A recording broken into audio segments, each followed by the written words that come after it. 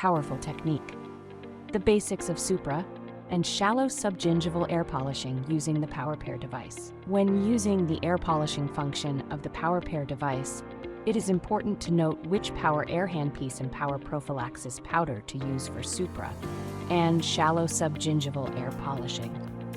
For supragingival treatment, you can select the 120-degree or 90-degree PWR air handpiece. You can also choose between PWR perioglycine powder or PWR classic sodium bicarbonate powder. For shallow subgingival treatment, you will be using the 120-degree handpiece and PWR perioglycine powder only.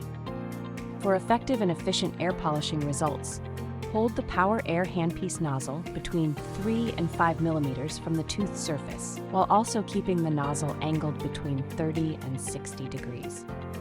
Similar to power washing, you will achieve optimal results when you're not too close and not too far from the surface while also reaching biofilm from an angle. Therapeutic air polishing duration per tooth should last between 20 and 40 seconds, or 5 seconds per surface.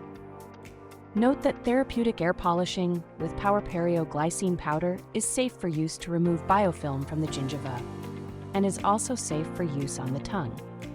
Also, therapeutic air polishing causes tissue blanching as the spray opens the sulcus to reach 4 millimeters subgingivally. For patient comfort and aerosol control, a saliva ejector is recommended, as well as a high-volume evacuator, or HVE, which you should ensure moves along with the PWR air handpiece nozzle. PWR On with PWR piezo scaling, and air polishing, which gives clinicians the power of all-in-one versatility to treat each unique patient, with best-in-practice supra and subgingival calculus removal, stain removal, biofilm disruption, and implant cleaning.